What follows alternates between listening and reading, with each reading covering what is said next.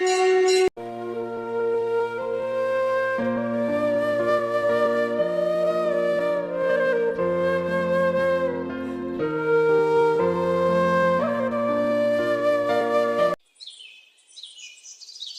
गांव में शिवम नाम का एक दूध वाला रहता था।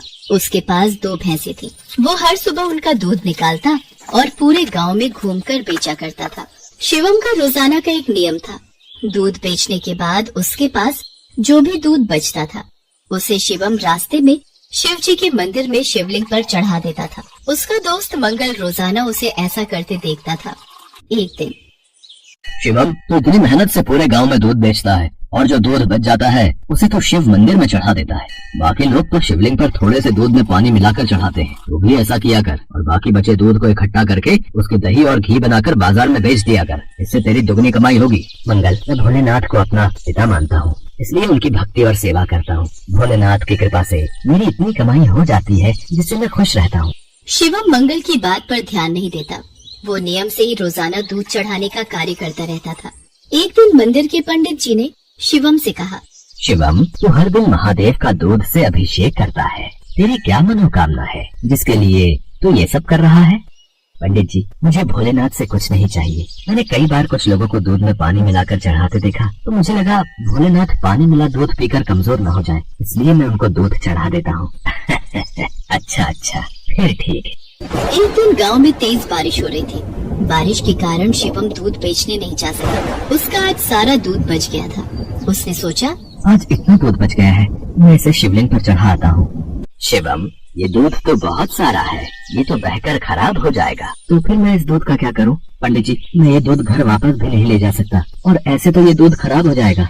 तुम एक काम क्यों नहीं करते? तुम इस सारे दूध की खीर बनाकर भोलेनाथ को भोग लगाकर गांव में खीर का प्रसाद बांट दो, इससे तुम्हें पुण्य मिलेगा। पंडित जी, ये तो आपने बहुत अच्छा विचार बताया है। मैं अभी जाकर बाजार से खीर का सामान लेकर आता हूँ। शिवम को पंडित जी की बात अच्छी लगी और वो बाजार से खीर बनाने का सामान ले आया। शिवम ने खीर बनाकर भगवान शंकर को भोग लगाया और सारे गांव में खीर का प्रसाद बांटा। इधर कैलाश पर्वत पर भगवान भोलेनाथ के मुख पर खीर लगी देख माँ पार्वती उनसे बोली, ये तो जरूर भगवान कृष्ण की भेजी हुई कोई चमत्कारी गाय दिखाई पड़ती है, जैसे उनका कोई आशीर्वाद हो। देवी पार्वती, ये मेरा प्रिय भक्त शिवम है।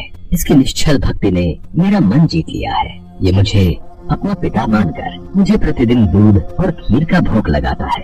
ये मेरी चिंता करता है और मुझे बिना पानी मिला दूध चढ़ाता है। मेरे भोले भाले भक्त की भावना देखो, ये समझता है कहीं मैं पानी मिला दूध पीने से कमजोर न हो जाऊं, इसलिए ये दूध से अभिषेक करता है। प्रभु, फिर तो अपने इस भक्त पर कृपा करने के लिए हमें इसकी परीक्षा लेनी चाहिए। तो देर किस बात की देवी पार्वती, हम उधरी पृथ्वी पर चलते हैं और अपने भक्त शिवम की परीक्षा लेते हैं। भगवान शिव और देवी पार्वती ने सेठ सेठानी का भेष बना लिया और शिवम के घर पहुंच गए। नमस्ते जी, कहिए आपको मेरे से क्या काम है? हमने तुम्हारे बारे में बहुत सुना है। तुम बहुत ताजा और शुद्ध दूध बेचते हो, इसलिए हम तुमसे दूध खरीदना चाहते हैं। तुम रोजाना अपना सारा दूध हमें बेच दिया करो। हम हर दिन तुम्हारा सारा दूध खरीदेंगे और तुम्हें दूध बेचने के लिए पूरे गांव में भागना भी नहीं पड़ेगा। हमारे लोग यहीं से दूध ले जाएंगे और पैसे तुम्हें दे देंगे। मैं आपको सारा दूध नहीं दे सकता। मेरी भैंसें जितना दूध देंगी उसमें से थोड़ा दूध मैं भोलेनाथ के अभिषेक और खीर के प्रसाद के लिए रखूंगा। पर हमें तो रोजाना बहुत दूध चाहिए। तुम सारा दूध दे दो, भले ही दाम 4 गुना ले लो, तुम्हारी अच्छी कमाई हो जाएगी। नहीं सेठ जी, मैं आपको सारा दूध नहीं दे सकता।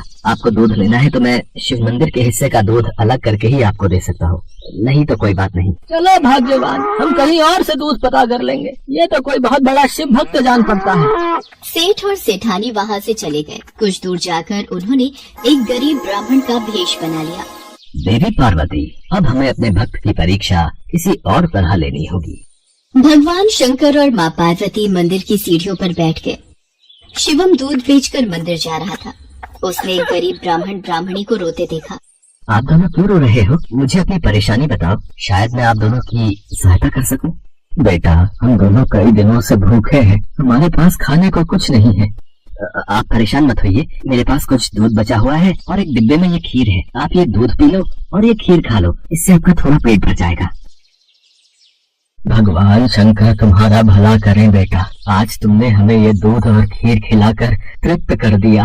यदि मैं आपको भूखा छोड़कर भगवान भोलेनाथ को ये दूध और खीर का भोग लगाता तो वो भी इसे ग्रहण नहीं करते, क्योंकि जिस तरह से मैं उन्हें अपना पिता मानता हूँ तो वो भी तो आपके पिता हैं। तो मैं उनकी संतान को भूखा कैसे रख सकता था? इसलिए मैंने ये दूध और खीर आपको दिया। पर बेटा, ये प्रसाद और दूध तो तुम भगवान भोलेनाथ के लिए लाए थे, तुमने हमें दे दिया। तुमने हमारे लिए अपना नियम क्यों तोड़ दिया? शिवम की भोली भाली और पवित्र बातों को सुनकर भगवान शंकर और देवी पार्वती अपने असली रूप में आ जाते हैं। उन्हें देखकर शिवम उनके चरणों में गिर जाता है।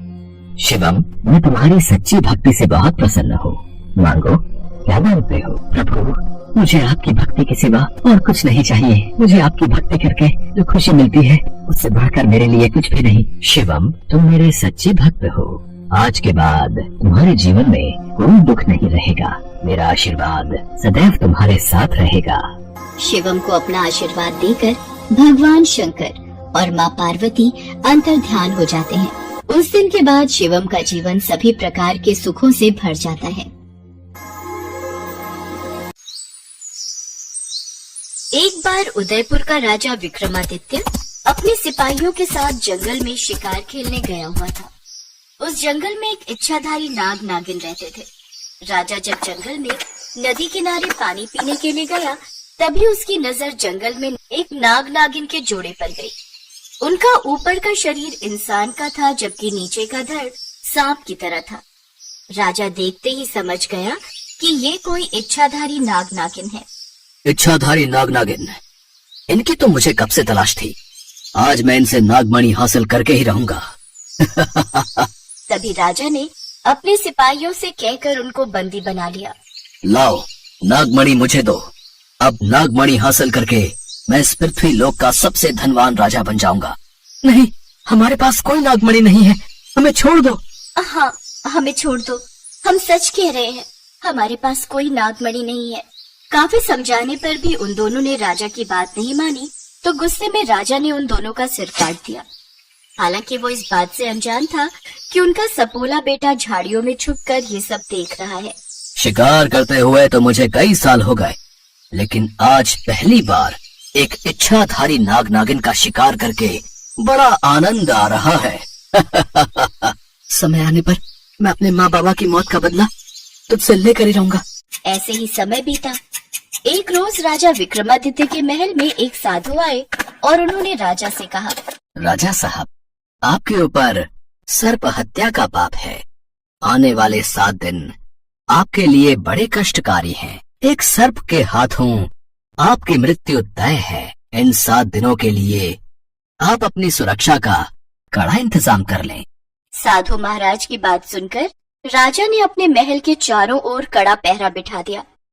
उस महल के सबसे सुरक्षित भवन में राजा विक्रमादित्य छुपकर बैठ गए, लेकिन इनसे भी राजा संतुष्ट नहीं हुए। उन्हें अभी भी अपनी मौत का भय सता रहा था। तब उनके मंत्री ने उनसे कहा, महाराज, यहाँ से 7 किलोमीटर के दायरे में कश्यप वंशी एक ऋषि रहते हैं। आज पूरे संसार में कोई भी उनसे ज्यादा सर्प ज्ञान नहीं रखता, और अगर आज तक्षक सर्प ने आपको डस भी लिया तो भी वो आपको बचा लेंगे। क्या सच में? फिर तो तुम अभी उन्हें बुलवा भेजो। साथ ही उनसे कहो कि अगर उन्होंने हमारी रक्षा कर दी तो हमारे भार जितना स्वर्ण उन्हें दिया जाएगा। दूत ने ऋषि को जाकर सारी बात बताई। ऋषि झट से इस बात के लिए मान गए और उन्होंने जल्द ही महल आने का वादा किया। उधर तक्षक भी अब बड़ा हो चुका था। वो अपने माता पिता का बदला लेने राजा के महल की ओर निकला। तभी रास्ते में उसे वो ऋषि मिले। तक्षक ने उन्हें सारी सच्चाई बताई। ऋषि को उस पर दया आई और वो वापस आश्रम की तरफ लौटने लगा। फिर तक्षक ने नागमणि की सहायता से उन्हें ढेर सारा धन देकर विदा किया और खुद उस ऋषि का भेष बनाकर महल पहुंच गया। ठहरिए, अंदर जाने की आज्ञा किसी को नहीं है। मैं हस्तिनापुर का कश्यप वंशी ऋषि हूँ। महाराज ने सर्प से रक्षा हेतु हमें बुलवा भिजवाया है। प्रणाम ऋषिवर, आप भीतर आइए। सबने उन्हें हस्तिनापुर का ऋषि समझकर राजा के कक्ष तक जाने दिया। अब वो राजा के साथ उसके कक्ष में ही बैठा रहा। फिर जैसे ही आधी रात्रि का समय और 7वां दिन खत्म होने को आया तो राजा को नींद की झपकी आने लगी। यही सही मौका है इस राजा से बदला लेने का। मौका मिलते ही उसने राजा को डस लिया और राजा की मौके पर ही मौत हो गई। इस तरह तक्षक ने अपने माता पिता का बदला उस राजा से ले लिया।